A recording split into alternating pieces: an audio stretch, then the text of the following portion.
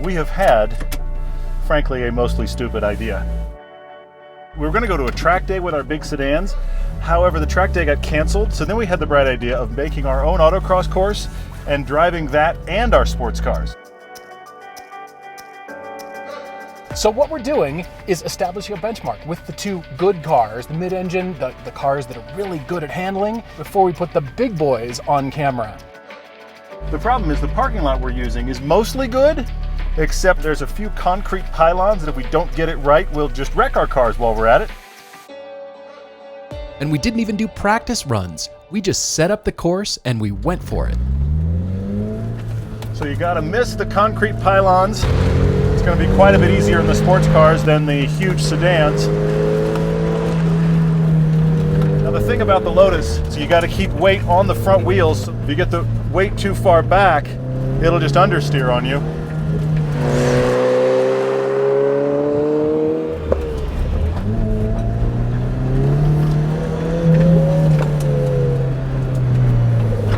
And that's one.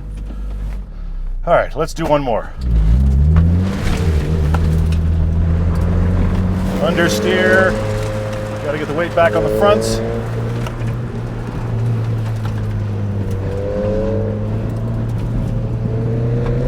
A little better. Weight on the front to make the corners. This is killing me on the downshift. Oh, understeer. Had to get it back. There we go.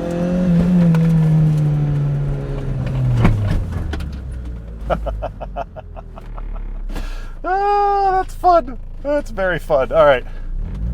We decided to drive our own cars first, which meant that before Paul drove my Lotus, he needed to drive his own Cayman GTS. All right, here we go. Todd and I have decided that this is just a small autocross course. This is my first time around. Oh, this is nice and tight. Ooh, understeering. Oh, this is tougher than it looks. Interesting. And I've got a big 180-degree course here, and all the way back around. Woohoo! Feeling everything.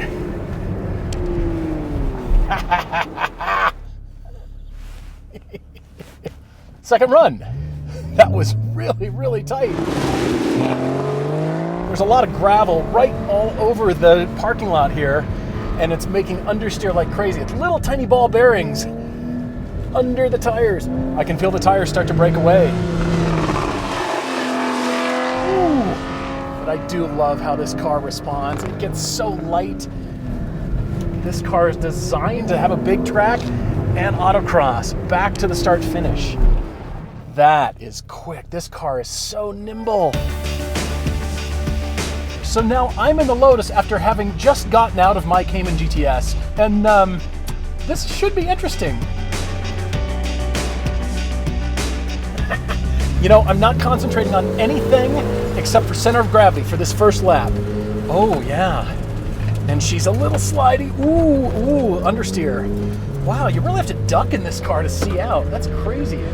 Ooh, front end, understeer.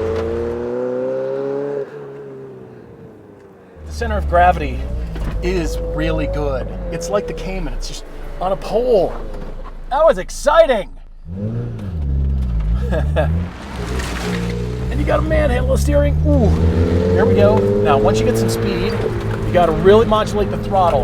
Okay, this lap I'm focused on tires, and it is like ball bearings with all the sand still here from the winter. Ooh, yeah, the tires really tell you what's going on with the car. And this car, besides having to duck to see around, right there you've got complete understeer all the way around. That's really interesting. A lot more understeer than the Porsche. So yeah, no pressure, but now driving Paul's car. Which of course, has got a lot more power than the Lotus. Oh, less understeer there too, actually. Better tires. Paul has PS4s on this Cayman, and it's a Cayman, which means it's got great setup anyway. But I can tell right away that these tires are much better than the Indy 500s that I have on the Lotus. I can be much faster and more reliable here.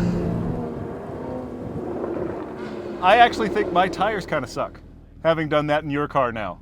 Really? Yeah. Granted, we've also got PDK working for us here, but this car doesn't even need to come out of first gear to do this whole course. Feels much bigger than the Lotus, because of course it is. That 1,000 pounds makes all the difference.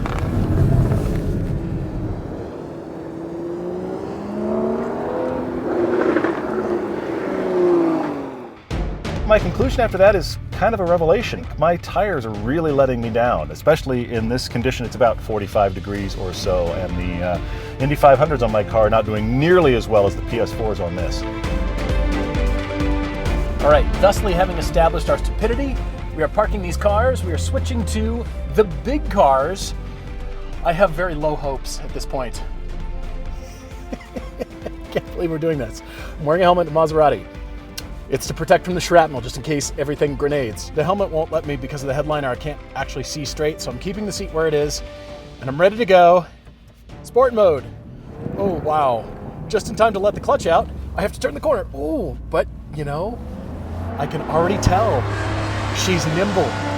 This car is still on the winter tires. They're the Michelin Pilot Alpine tires, and it doesn't understeer at all. It's great.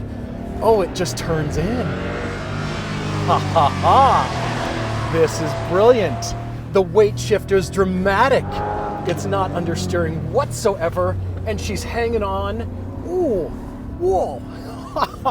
I'm gonna slide out of the seat before the car loses grip. The brakes are terrible, but that was awesome. I love this car even more, and it didn't break. How brilliant is this? Ready, first gear, here we go. Ooh, just in time to let the clutch out. She starts gradually, but then as it builds speed, she dances. Look at that, the steering ratio is terrible for autocross. But man, it feels lively. For 4,200 pounds, for front mid-engine, for as big a sedan as this is, give me a break. This car is cool.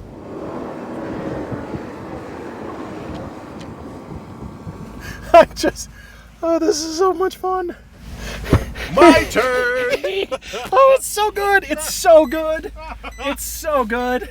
I don't fit in this car with a helmet on. The seat is as low as it will go, and I don't fit. Come on, transmission, I believe in you. There you go. Oh, all right, turn-in's surprisingly good. This is big, but it's doing well. All right, I'm impressed. There's no question it's a big car, but the rotation is really, honestly, it's much better than whatever you think it is.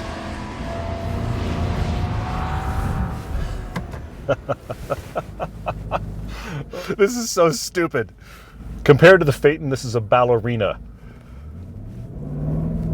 That clutch engagement is horrifying. All right, good turn in, surprisingly good rotation.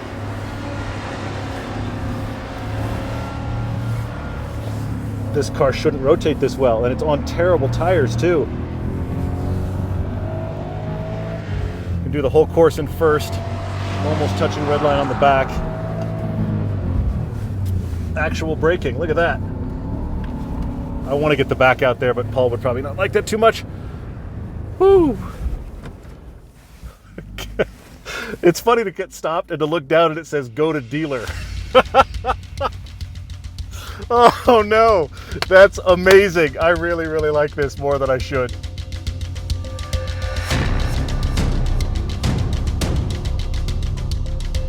So I can do this correctly in the Phaeton. Let's play to its strengths. The good news is this, the seat massagers are on, the seat cooling is on. I did put my all seasons back on instead of the winter tires, and I'm wearing a helmet. These are the things in the good column before we start this. Come on, big girl. Whoa, hello. I'm driving a bus. The steering has never felt lighter than doing this. There's nothing in this steering, especially after the Maserati, which rotated. This thing wants to push. Oh, it's big. All right, put the foot down. Oh my God. This was never intended. All right, lots of braking. Come on, lots of cornering. You can do it, you can do it.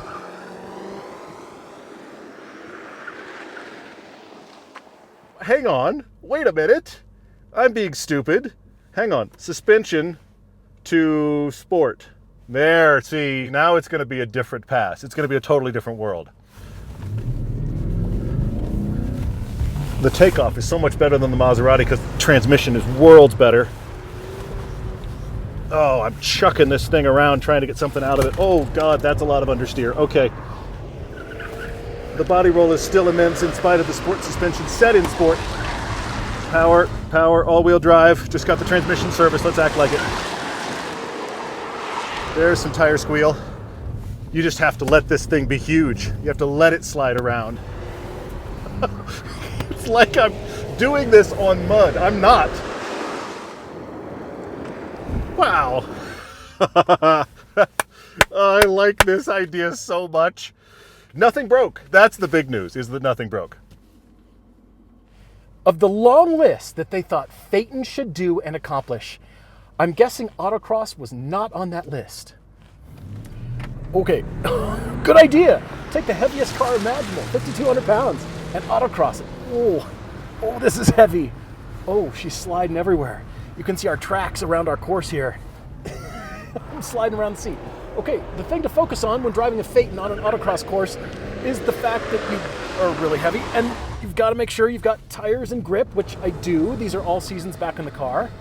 And the brakes are, oh man, oh God. I'm about thrown out of the car. We're idiots.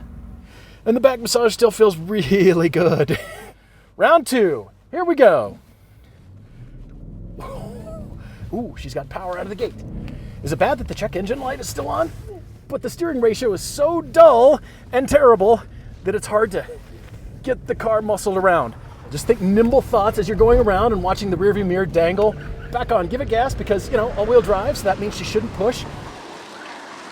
Well, it doesn't push as much as the Lotus. Don't tell Todd that. Throw the weight all onto the front left corner. That's what the car likes. Wow. I'm astonished. Todd's laughing. I'm astonished this car can actually do it. None of that felt good. None of that was fun or pretty. But the fact that they can do it is astounding. Poor car. I feel like I'm taking crazy pills. I have to say, and I am surprised with this, I started this as just a laugh. And I came away still laughing, I was going to say, but having genuinely learned something, honestly. Okay. That both of these cars did better than I expected. I kind of expected... The expectations were like, true. Here. No, it's true. I expected the Maserati to do okay, and I expected the Phaeton possibly to just understeer its way into a light pole. And both of them did surprisingly well. They didn't. And they didn't break. That's the thing. Both of these are about to be driven home under their own power. The helmets worked, as you can tell. You think the helmets caused that? I think the helmets just allowed us to be as stupid as we actually felt. Pretty much. Well, tires was the big equation. It was the big non-equal thing here. True.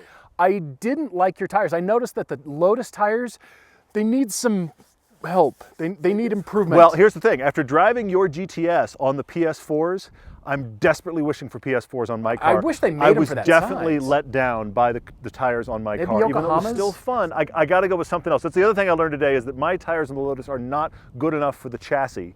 This really revealed that. Your car was brilliant out here, but honestly, look, we're standing here with them, but the key thing is they're going to drive away. Yeah. They actually can leave under their own power. I think that's a victory. I think that's what we learned.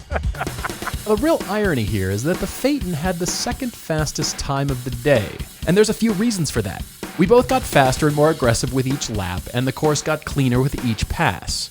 The Phaeton benefits from being the last car driven. Plus, it's the only one with the traditional automatic transmission and all-wheel drive, which means it had the best launches and received the least mechanical sympathy.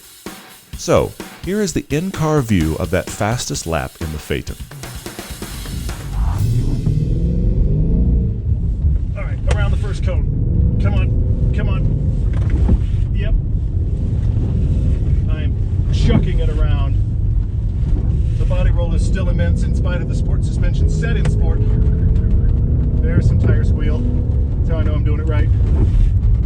You just have to let this thing be huge. You have to let it slide around.